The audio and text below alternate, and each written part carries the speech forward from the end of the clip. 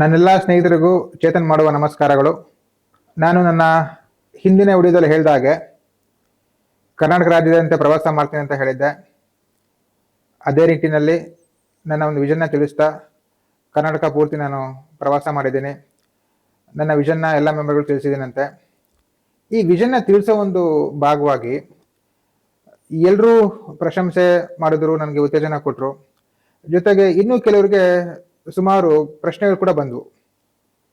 ಇದನ್ನ ಕ್ಲಾರಿಫೈ ಮಾಡಬೇಕು ಅನ್ನೋ ಉದ್ದೇಶದಿಂದ ನಾನು ಈ ಒಂದು ವಿಡಿಯೋ ಮಾಡ್ತಾ ಇದ್ದೇನೆ. ಮೊದಲನೇ ಪ್ರಶ್ನೆ ನಮ್ಮೆಲ್ಲ ಮೆಂಬರ್ಗಳು ಬಂದಂಥದ್ದು, ನೀವು 3 ಜನ ಮಾತ್ರ ಇದ್ದೀರಿ, ಹೇಗೆ ನೀವು ಅಸೋಸಿಯೇಷನ್ ನಡೆಸ್ತೀರಿ ಅಂತ ಹೇಳಿ, ನಿಮ್ಮಲ್ಲಿ ಟೀಮ್ ಇಲ್ಲ ಅಂತ. ಓಕೆ, ಇದಕ್ಕೆ ನಾನು ಹೇಳೋದೇನಂತ ಹೇಳಿದ್ರೆ, ನಮ್ಮ ಬೈಲಾದಲ್ಲಿ ಎಲ್ಲೂ ಕೂಡ ಟೀಮ್ ಇರಬೇಕು ಅಂತ ತಿಳಿಸಿಲ್ಲ. ಯಾರು ಬೇಕಾದರೂ ಇಂಡಿವಿಜುವಲ್ ಆಗಿ ಕಂಟೆಸ್ಟ್ ಮಾಡ್ಬೋದು. ಇದನ್ನ ಹಿಂದಿನಿಂದ ಎಲ್ಲರೂ ಟೀಮು ಪ್ಯಾನಲ್ ಅಂತ ಹೇಳಿ ನಮಗೆ ಪೋರ್ಟ್ರೇ ಮಾಡಿರೋದ್ರಿಂದಾಗಿ ನಾವಿವತ್ತು ನಮಗೆ ಟೀಮ್ ಇದ್ರೆ ಮಾತ್ರನೇ KEB ನಡ್ಸೋಕ್ಕಾಗೋದು ಅಂತ ಅನ್ಕೊಂಡ್ಬಿಟ್ಟಿದ್ದೀವಿ. ಆ ಒಂದು ಮಿತ್ತನ್ನ ನಾವು ಬ್ರೇಕ್ ಮಾಡ್ಬೇಕನ್ನೋ ಕಾರಣಕ್ಕೋಸ್ಕರ ನಾವು ಟೀಮ್ ಫಾರ್ಮೇಷನ್ ಮಾಡಲಿಲ್ಲ. ಈ ಅಸೋಸಿಯೇಷನ್ ಅನ್ನೋ ಪದದ ಅರ್ಥ ತಿಳಿಸ್ಬೇಕಂತ ಹೇಳಿದ್ರೆ, it should start from the day of election ಇಂದ ಶುರು ಆಗಬೇಕು. ಎಲೆಕ್ಷನ್ ಅಲ್ಲಿ ನಮ್ದೇ ಪ್ಯಾನಲ್ ಗೆದ್ದು ಬಂದಂತ ಹೇಳಿದ್ರೆ ಎಲ್ರ ಜೊತೆ ಹೊಂದ್ಕೊಂಡು ಹೋಗೋದು ಬಾರಿ ಸುಲಭ ಅಂತ ಅನ್ಕೊಂಡಿರ್ತಾರೆ. ಆದ್ರೆ ಬೇರೆ ಬೇರೆ ಪ್ಯಾನಲ್ಗಳಿಂದ ಗೆದ್ದು ಬಂತಹ ಅಭ್ಯರ್ಥಿಗಳನ್ನ ಸೇರಿಸ್ಕೊಂಡು ಒಟ್ಟಿಗೆ ನಡ್ಕೊಂಡು ಹೋಗೋದಿದೆಯಲ್ಲ, that is the meaning of association. ಅಲ್ಲಿ ಕಾಣುವಂಥದ್ದು ಅಸೋಸಿಯೇಟ್ ಅಂತಂದ್ರೆ ಏನಂತ ಹೇಳಿ ಅಲ್ಲಿ ಶುರು ಮಾಡಬೇಕು. ಇದನ್ನ ನಾನು ತಿಳಿಸ್ಬೇಕನ್ನೋ ಕಾರಣಕ್ಕೋಸ್ಕರನೇ ನಾವು ತಂಡವನ್ನ ರಚನೆ ಮಾಡಲಿಲ್ಲ. ಎಲ್ರೊಟ್ಟಿಗೆ ನಾವು ಹೋಗ್ತೀವಂತೆ, ಮುಂದಿನ ದಿನಗಳಲ್ಲಿ ಎಲ್ರೂ ನಾವು ಒಟ್ಟಿಗೆ ಕರ್ಕೊಂಡು ಹೋಗ್ತೀವಂತೆ. ಅದಕ್ಕೋಸ್ಕರ ತಂಡ ಫಾರ್ಮೇಷನ್ ಮಾಡಲಿಲ್ಲ. ಇದುವರೆಗೂ ತಾವೇನ್ ನೋಡ್ತಿದ್ದೀರಿ, ನಮ್ಮ ಒಂದು ವಿಷನ್ ಆಗಿರ್ಬೋದು, ಆಕ್ಷನ್ ಪ್ಲಾನ್ ಆಗಿರ್ಬೋದು, ನಮ್ಮ ಸಿದ್ಧತೆ ಆಗಿರ್ಬೋದು, ಇದೆಲ್ಲವನ್ನು ಮಾಡಿದ್ದು ಈ 3 ಜನನೇ. ನಮ್ಮ ಒಂದು ಸಾಮರ್ಥ್ಯದ ಬಗ್ಗೆ ನಮ್ಮ ಮೆಂಬರ್ಗಳು ಯಾರಿಗೂ ಈ ಒಂದು ರೋಡ್ ಬರ್ಲಿಕ್ಕೆ ಸಾಧ್ಯ ಇಲ್ಲ. We will do it, will prove it and we already proven it. ನಾವೇನ್ ಮಾಡ್ತೀವಿ ಅಂತ ಹೇಳಿ ಇದನ್ನೇ ಇವತ್ತು ಉಳಿದಂತ ತಂಡಗಳು ಕೂಡ ಫಾಲೋ ಮಾಡ್ತಾ ಇದ್ದಾರೆ. ಹಿಂದೆ ಇದ್ದಂತ ಪ್ಯಾನೆಲ್ಗಳು, ನಾವೇನ್ ಕರಿತೀವಿ ಟೀಮ್ ಅಂತ ಹೇಳಿ, ಹಿಂದೆ ಇದ್ದಂತ ಪ್ಯಾನೆಲ್ಗಳು ನಮ್ಗೆ ಯಾವ ಸಂದೇಶ ಕೊಟ್ಟಿವೆ ಅದು ನಾವು ಗಮನಿಸ್ಬೋದು. ಕಿತ್ತಾಟ, ಆ ಒಂದು ಗಲಾಟೆ ಗದ್ದಲದಿಂದ ನಮ್ಮ ಜೂನಿಯರ್ಸ್ ಆದ ನಮಗೆ ಏನ್ ಮೆಸೇಜ್ ಪಾಸ್ ಮಾಡ್ತಿದೆ ಇವತ್ತು ಅಸೋಸಿಯೇಷನ್ ನಾವು ತಿಳ್ಕೊಬಹುದು. ನಮಗೆ ಬೇಕಾಗಿರುವಂತದ್ದು ಸದೃಢವಾದ ನಾಯಕತ್ವ, A visionary leader who can lead the association in a proper way, in a exactly a proper manner, who have an action plan, who have a vision. ಇದು ನಮಗೆ ಬೇಕಾಗಿರುವಂಥದ್ದು. ಇನ್ನೂ ಒಂದು ಕ್ವಶನ್ ಬರ್ತಾ ಇದೆ ಮೆಂಬರ್ಗಳಲ್ಲಿ. ಏನದು ಕ್ವಶನ್ ಬರ್ತಿದ್ಯೋ ಹುಟ್ಟಾಗ್ತಿದ್ಯೋ ಗೊತ್ತಿಲ್ಲ, ಬಟ್ ಕ್ವಶನ್ ಅಂತೂ ಬರ್ತಾ ಇದೆ. ಏನ್ ಅನುಭವ ಇಲ್ಲ ರೀ ಇವ್ರಿಗೆ, ಎಕ್ಸ್ಪೀರಿಯನ್ಸ್ ಇಲ್ಲ ಅಸೋಸಿಯೇಷನ್ ಅಲ್ಲಿ ಅಂತ ಹೇಳಿ. ಇದಕ್ಕೆ ಸಂಬಂಧಪಟ್ಟ ಹಾಗೆ ನಾನು ನಿಮ್ಮೊಂದು ವಿಷಯ ಹೇಳಬೇಕು.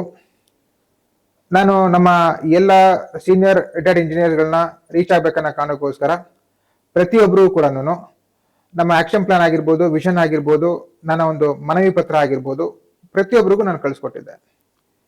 ಇದನ್ನ ಪಡೆದಂತಹ ಎಷ್ಟೋ ಇಂಜಿನಿಯರ್ಗಳು ನನಗೆ ಖುದ್ದಾಗಿ ಕರೆ ಮಾಡಿ ಒಂದು ಬೆಂತಟ್ಟಿದ್ದಾರೆ, ಪ್ರಶಂಸೆ ವ್ಯಕ್ತಪಡಿಸಿದ್ದಾರೆ. ಅದರಲ್ಲಿ ನಮ್ಮ ಎಕ್ಸ್ ಪ್ರೆಸಿಡೆಂಟ್ ಆದಂತಹ ಎಲ್ ರವಿ ಸರ್ ಕೂಡ ಒಬ್ಬರು. ಖುದ್ದಾಗಿ ಕಾಲ್ ಮಾಡಿದ್ದಾರೆ, 30 ನಿಮಿಷಗಳ ಕಾಲ ಮಾತಾಡಿದ್ದಾರೆ. ಅದ್ರಲ್ಲಿ ಅವ್ರು ಹೇಳಿದ್ರು, ಚೇತನ್, ನಿನ್ನ ಒಂದು ವಿಷನ್ನ ನೋಡಿ ನನಗೆ ತುಂಬಾ ಹೆಮ್ಮೆ ಆಯಿತು, ಉತ್ತಮವಾಗಿದೆ ನಿನ್ನ ವಿಷನ್, ಇದೇ ನಿಟ್ಟಿನಲ್ಲಿ ಅಸೋಸಿಯೇಷನ್ ನಡಿಬೇಕಾಗಿದ್ದು, ಬಟ್ ಇದು ಹಲವು ಟರ್ಮ್ಗಳಿಂದ ಆಗಿಲ್ಲ. ಈ ಸಲ ಒಳ್ಳೇದಾಗ್ಲಿ ನಿನಗೆ, ನನ್ನ ಆಶೀರ್ವಾದ ನಿಂಗೆ ಸದಾ ಇರುತ್ತೆ ಅಂತ ತಿಳಿಸ್ಕೊಟ್ರು. ನಂತರ ಸರ್ ನಾನು ಹೇಳಿದೆ, ಸರ್ ನಾನೀಗ ರಾಜ್ಯ ಪ್ರವಾಸದಲ್ಲಿ ಇದ್ದೀನಿ ಸರ್, ನಮ್ಮ ಮೆಂಬರ್ಗಳನ್ನ ಮೀಟ್ ಮಾಡ್ತಾ ಇದ್ದೀನಿ, ಖಂಡಿತವಾಗ್ಲೂ ನಾನು ಬೆಂಗಳೂರಿಗೆ ಬಂದು ತಮ್ಮನ್ನು ಮೀಟ್ ಮಾಡ್ತೀನಿ ಸರ್, ನಂಗೆ ನಿಮ್ಮ ಆಶೀರ್ವಾದ ಬೇಕಂತ ತಿಳಿಸ್ದೆ. ಬಾಪ ಖಂಡಿತ ಬಾ ಮನೆಗೆ ಅಂತ ಹೇಳಿದ್ರು. ಸೊ ನಾನು ಅವ್ರನ್ನ ಮೀಟ್ ಮಾಡಿದೆ. ಮೀಟ್ ಮಾಡಿದಾಗ ಈ ಪ್ರವಾಸದಲ್ಲಿ ನನಗೇನೆಲ್ಲ ಡೌಟ್ಗಳು ನಮ್ಮ ಮೆಂಬರ್ಗಳಿಗೆ ಬಂದಿತ್ತು, ಆ ಡೌಟ್ಸ್ಗಳನ್ನ ನಾನು ಸರ್ ಹತ್ರ ಕೂಡ ಕೇಳಿದೆ.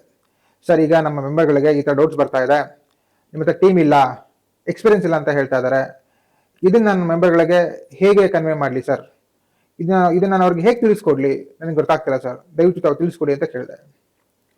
ಆ ಸಮಯದಲ್ಲಿ ಸರ್ ಹೇಳ್ತಾರೆ, ಚೇತನ್, ಪೈಲಟ್ ಆಗಿದ್ದಂತಹ ರಾಜೀವ್ ಗಾಂಧಿ ಅವರು ಪ್ರಧಾನಮಂತ್ರಿಯಾಗಿ 5 ವರ್ಷಗಳ ಕಾಲ ದೇಶ ನಡೆಸ್ತಾರೆ.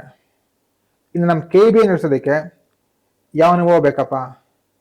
ನಿನ್ನ ವಿಷನ್ನ ನೋಡಿದೆ, ನಾನು ಆಕ್ಷನ್ ಪ್ಲಾನ್ನ ನೋಡಿದೆ, ಈ ಸಿದ್ಧತೆ ಸಾಕಾಗಲ್ವಾ ತಿಳಿಸೋದಕ್ಕೆ? ಎಕ್ಸ್ಪೀರಿಯನ್ಸ್ ಏನಿದೆ ನಿನಗೆ ಅಂತ ಹೇಳ್ಬಿಟ್ಟು, ಯಾರು ಮಾಡಲಿಲ್ವೋ ಇಷ್ಟು ವರ್ಷಗಳ ಕಾಲ ಅದನ್ನ ನೀನು ಮಾಡ್ಕೊಂಡ್ ಬಂದಿದ್ಯಾ, ಉತ್ತಮವಾದ ಒಂದು ವಿಷಯ ಹುಡ್ಕೊಂಡಿದ್ಯಾ, ಇದೇ ಅಂತೇಳಿ ನೀನು ಕೆಲಸ ಮಾಡಿದ್ರೆ ಖಂಡಿತವಾಗ್ಲೂ ಅಸೋಸಿಯೇಷನ್ ಉತ್ತಮ ಮಟ್ಟಕ್ಕೆ ಹೋಗುತ್ತೆ ಅಂತ ತಿಳಿಸ್ಕೊಟ್ರು.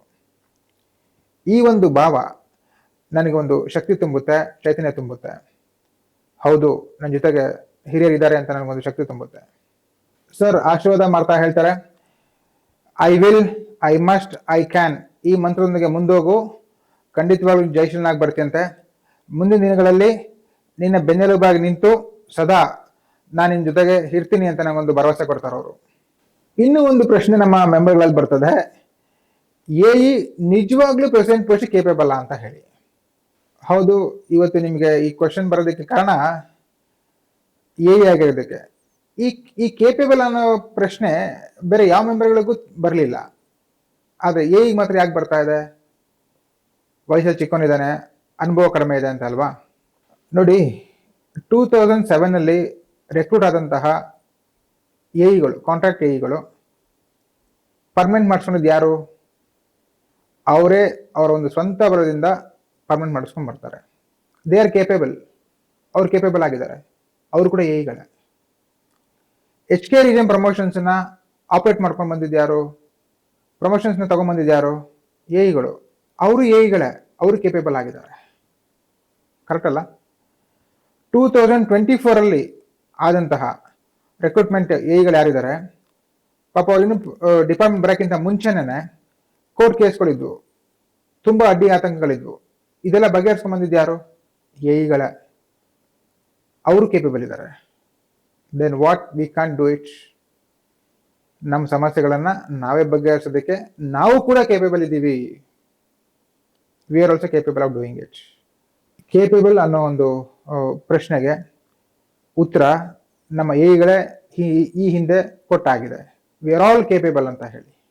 ಮ್ಯಾನೇಜ್ಮೆಂಟ್ ಮುಂದೆ, ಸರ್ಕಾರದ ಮುಂದೆ ನಾವು ಯಾವುದಾದ್ರು ವಿಷಯನ ಮಂಡನೆ ಮಾಡ್ಬೇಕಂತ ಹೇಳಿದ್ರೆ ಬೇಕಾಗಿರೋದು ವಯಸ್ಸಲ್ಲ, ಅದಕ್ಕೆ ಬೇಕಾಗಿರುವಂಥದ್ದು ಡೇಟಾ, ಸ್ಟ್ಯಾಟಿಸ್ಟಿಕ್ಸ್ ಮತ್ತು ಆ ಒಂದು ವಿಷಯದ ಬಗ್ಗೆ ಇರ್ತಕ್ಕಂಥ ಜ್ಞಾನ ಹೇಗಿದೆ ಅಂತ ಹೇಳಿ. How we present our self matters a lot when you gone to present in front of a government or a management. ಎಷ್ಟು ಕಾನ್ಫಿಡೆಂಟ್ ಆಗಿ ಪ್ರೆಸೆಂಟ್ ಮಾಡ್ತೀವಿ ಅನ್ನೋದು ಮ್ಯಾಟರ್ ಆಗುತ್ತೆ. ಇದು ತುಂಬ ಮುಖ್ಯ. ಇವತ್ತು ನಮ್ಮ ಟೀಮ್ ಆಗಿರ್ಬೋದು, ನಾನಾಗಿರ್ಬೋದು, ಹಾಗೆ ಬಂದು ನಿಮ್ಮ ಮುಂದೆ ಯಾವುದೇ ಸಿದ್ಧತೆ ಇಲ್ದಲೇ, ಡೇಟಾ ಇಲ್ದಲೆ, ಫ್ಯಾಕ್ಟ್ಸ್ ಅಂಡ್ ಫಿಗರ್ಸ್ ಇಲ್ದಲೇ ಬಂದಿದ್ದಿದ್ರೆ ಯಾರು ಕೂಡ ಒಪ್ತಿರ್ಲಿಲ್ಲ. ಬಿಕಾಸ್ ನಾವು ನಿಮ್ಮ ಮುಂದೆ ಬಂದಿರೋದು ಇವತ್ತು ಒಂದು ಸಿದ್ಧತೆ ಒಂದಿಗೆ ಬಂದಿದ್ದೀವಿ, ಒಂದು ವಿಷಯದೊಂದಿಗೆ ಬಂದಿದ್ದೀವಿ. ಅದು ನಮ್ಮ ಎಲ್ಲ ಮೆಂಬರ್ಗಳಿಗೂ ನಮ್ಮ ಸಪೋರ್ಟ್ ಮಾಡೋ ಥರ ಮಾಡ್ತಾ ಇದೆ. ಇದೇ ಥರ ವಿಚಾರ ಮ್ಯಾನೇಜ್ಮೆಂಟ್ ಮುಂದೆ ಮಾತಾಡಬೇಕಾಗಿರ್ಬೋದು, ಗೌರ್ಮೆಂಟ್ ಮುಂದೆ ಮಾತಾಡಬೇಕಾಗಿರ್ಬೋದು, ವಿ ಆರ್ ಕೇಪಬಲ್ ಅನ್ನೋದನ್ನ ತೋರಿಸ್ಕೊಡುತ್ತೆ. ಇನ್ನೊಂದು ಪ್ರಶ್ನೆ ಸಹಜವಾಗಿ ಎಲ್ಲರಲ್ಲೂ ಕೇಳಿ ಬರ್ತಾ ಇದೆ, ಲಾಸ್ಟ್ ಟೈಮ್ ಕೂಡ ಹೀಗೆ ಒಬ್ರು ಬಂದಿದ್ರಪ್ಪ, ನಾವೆಲ್ಲ ಬೆಂಬಲಿಸಿದ್ವಿ, ಆದರೆ ಆಗಲಿಲ್ಲ, ಈ ಸಲ ನೀನು ಬಂದಿದ್ಯಾ, ಮತ್ತೆ ಹೇಗಾಗುತ್ತೆ ನನಗೆ ಗೊತ್ತಿಲ್ಲ, ಹೇಗೆ ನಾವು ನಂಬೋದು ಅಂತ ಹೇಳಿ. ಖಂಡಿತವಾಗ್ಲೂ ನೀವು ನಮ್ಮ ಮೇಲೆ ಭರವಸೆ ಇಡಿ. ನಾವು ಗೆಲ್ಲಬೇಕು ಅಂತ ಬಂದಿದ್ದೀವಿ, ಸಿದ್ಧತೆಯೊಂದಿಗೆ ಬಂದಿದ್ದೀವಿ. ನಾವಾಗಲೇ ಗೆದ್ದಿದ್ದೀವಿ ಅನ್ನೋ ಒಂದು ನಂಬಿಕೆಯಿಂದ, ನೀವೆಲ್ಲ ಬೆಂಬಲಿಸ್ತೀರಿ ಅನ್ನೋ ನಂಬಿಕೆಯಿಂದ ಆ ಒಂದು 3 ವರ್ಷ ಕಾಲ ಏನು ಮಾಡ್ಬೇಕಂತ ಹೇಳಿ ಸಂಪೂರ್ಣವಾಗಿ ಪ್ರಿಪೇರ್ ಆಗಿ ಬಂದಿದ್ದೀವಿ. ಏನೆಲ್ಲ ಗ್ರೌಂಡಲ್ಲಿ ಇರ್ತಕ್ಕಂಥ ಸಮಸ್ಯೆಗಳನ್ನ ನಾವು ಬಗೆಹರಿಸ್ಕೊಂಡ್ ಬಂದಿದ್ದೀವಿ. ಯಾರು ನಾನು 2010 ಬಂದ ಮೇಲೆ 5 ಎಲೆಕ್ಷನ್ ನೋಡಿದ್ದೀನಿ. 5 ಎಲೆಕ್ಷನ್ ಯಾವುದು ಮ್ಯಾನಿಫೆಸ್ಟೋ ಆಗಿ ಉಳಿದಿತ್ತೋ, ಯಾವುದನ್ನು ಬಗೆಹರಿಸಕ್ಕೆ ಸಾಧ್ಯ ಆಗಿಲ್ವೋ, ಯಾರ ಕೈಲೂ ಯಾರು ಮಾಡ್ಲಿಲ್ವೋ ಅದನ್ನ ನಾವು ಮಾಡ್ಕೊಂಡ್ ಬಂದಿದ್ದೀವಿ. ಆನ್ಲೈನ್ ಗ್ರೀವೆನ್ಸ್ ಸಿಸ್ಟಮ್ ಆಗಿರ್ಬೋದು, ನ್ಯೂಸ್ ಲೆಟರ್ ಆಗಿರ್ಬೋದು, ರೂಮ್ ಬುಕಿಂಗ್ ವ್ಯವಸ್ಥೆ ಆಗಿರ್ಬೋದು, ಮೀಟಿಂಗ್ಸ್ ಮಾಡ್ಯೂಲ್ಸ್ ಆಗಿರ್ಬೋದು, ಈ ಎಲ್ಲವನ್ನು ನಾವು ಸಿದ್ಧತೆಯೊಂದಿಗೆ ಬಂದಿದ್ದೀವಿ. ನಾವು ಮಾಡ್ತೀವಿ ಅಂತ ಹೇಳ್ತಾ ಇಲ್ಲ, ಈಗಾಗಲೇ ನಾವು ಮಾಡ್ಕೊಂಡು ಬಂದಿದ್ದೀವಿ.